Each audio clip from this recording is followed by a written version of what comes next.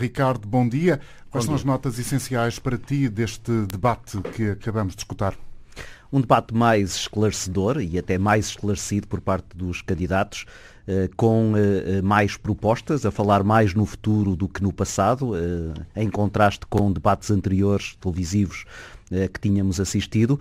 E um debate Os candidatos em que... mais soltos, por exemplo? Mais soltos, eventualmente por ser um formato mais descontraído, a não presença da imagem televisiva eventualmente pode ter ajudado, assim como também o facto de ter sido um debate de 90 minutos, que curiosamente permitiu perceber mais as semelhanças entre estes dois candidatos do que as diferenças. Isto é, percebeu-se que, na verdade, quando se começa a escavar um pouco mais no interior do pensamento de cada um deles, as similitudes são mais visíveis, apesar de, e isso é natural num confronto eleitoral, eles procurarem diferenciar-se.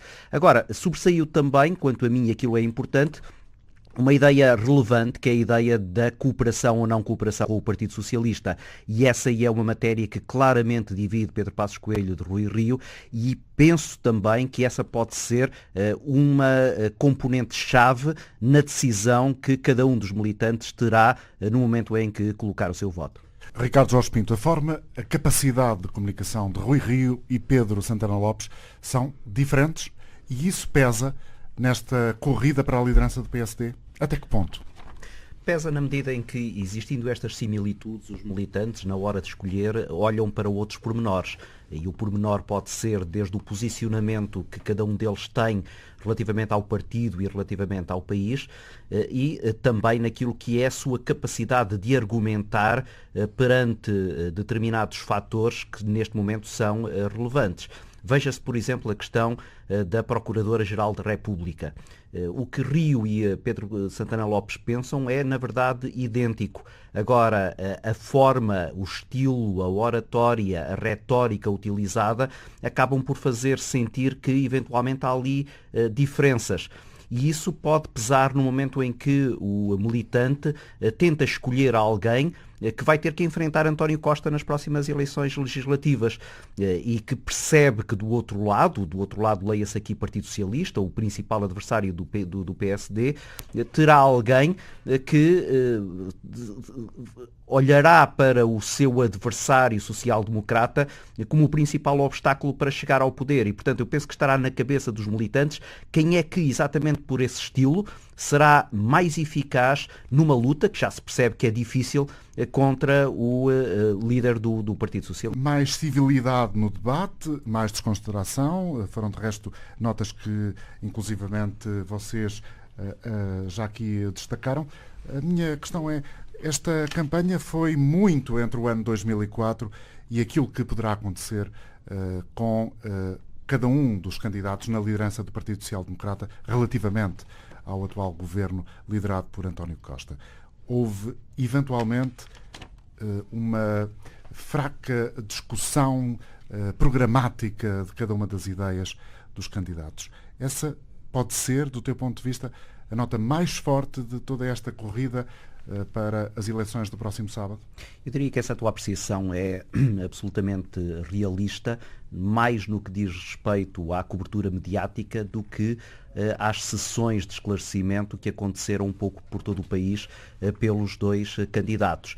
Que de resto eles mencionaram, sobretudo Rui Rio salientou isso, nas conversas que os candidatos tiveram ao longo do país.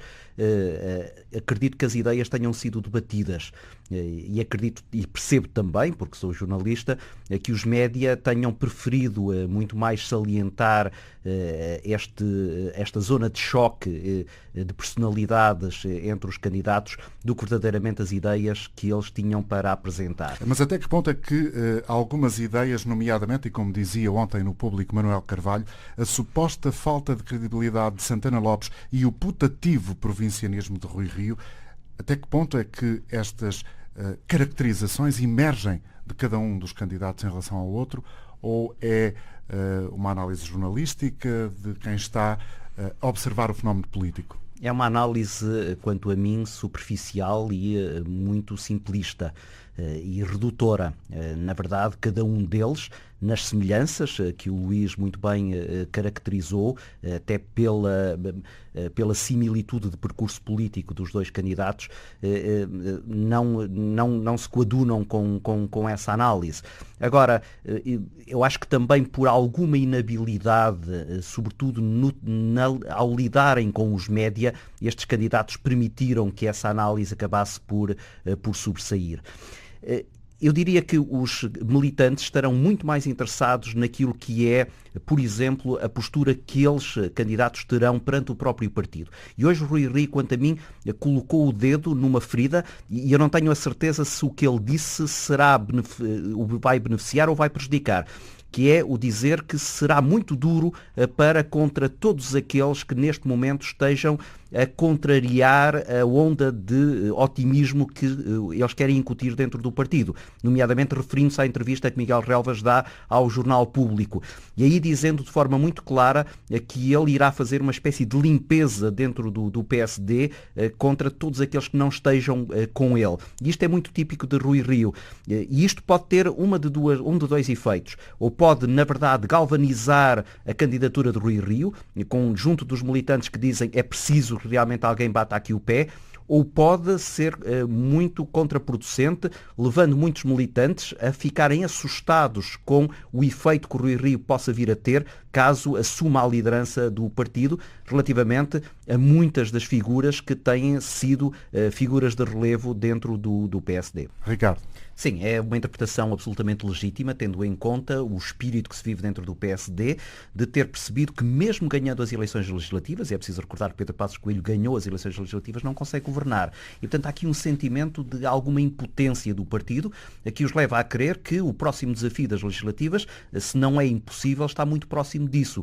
E por isso é que esta questão de cooperação ou não com o Partido Socialista, e agora percebe-se do lado de Pedro Santana Lopes esta tentativa inteligente de explorar essa vantagem que Rui Rio estará a tentar dar a António Costa, essa questão é uma questão fundamental. O PSD, neste momento, percebe que, não podendo ganhar a António Costa, tem que se posicionar para uma próxima legislatura de maneira a, num outro ciclo político, poder ser mais eficaz. Agora, os dois candidatos mencionaram aqui uma coisa inteligente, que é os ciclos políticos hoje são muito mais rápidos e basta um novo caso como o dos incêndios para este estado de graça de António Costa se desmoronar de um dia para o outro. Bem, para Pedro Santana Lopes já não existe estado de graça do atual governo depois da situação dos incêndios. Sim, mas isso certamente não estará a olhar para os estudos de sondagens que dão enorme popularidade a este executivo, sabendo, na célebre frase da campanha americana de 92, que it's the economy stupid, não é? Enquanto a economia estiver no estado em que está, dificilmente esse prestígio do Partido Socialista decairá. O PSD tem pela frente uma nova etapa, tem que galvanizar a própria militância no partido, aqueles que estão mais ou menos descontentes com o período que se viveu com a presença da Troika em Portugal, com a liderança de Pedro Passos Coelho. Até que ponto é que estes dois candidatos representam essa capacidade de mudança? Já aqui disseram ambos, vocês os dois, Ricardo Jorge Pinto e Luís Costa, que estamos a falar de dois candidatos que no fundo são contemporâneos da fundação do partido. Até que ponto é que ambos, independentemente do seu estilo, da sua forma, da visão que têm da política, terão capacidade de dar o salto em relação àquele que é o período mais recente da história do PSD, enquanto partido no governo? Estes homens são os homens certos para reanimar o Partido Social Democrata? Eu acho que só perceberemos isso depois das eleições internas, no momento em que percebermos também com que equipas é que eles se vão apresentar e com que argumentos é que eles serão capazes de enfrentar o Partido Socialista e este governo. Há aqui um aspecto que é importante, que é ganhe quem ganhar, o próximo líder do PSD não estará na Assembleia da República. e têm até uma faz bancada... diferença. Faz muita diferença. Não é inédito, já outros líderes estiveram nessa situação, o próprio António Mas Costa o já foi confronto líder do direto PS. com o Primeiro-Ministro vai ser, enfim, mais... É isso, vamos assistir vamos difícil, estar numa menos situação em benéfico para o que os líder do debates PSD. quinzenais com o Primeiro-Ministro serão depois replicados logo a seguir com declarações do líder do partido. E isso causa dificuldades adicionais a uma liderança. Como causa uma dificuldade a esta nova liderança, o facto de, no momento em que eles são eleitos, começarem a aproximar-se já eleições importantes, desde logo as eleições europeias, e percebeu-se que nenhum deles ainda tem uma solução para cabeça de lista para essas eleições, e depois as eleições legislativas. E, portanto, eles vão entrar já praticamente em ambiente de campanha, sem poderem, na verdade, estabelecer uma série de reformas que, eventualmente, respondendo à tua questão, seriam fundamentais para reposicionar o PSD.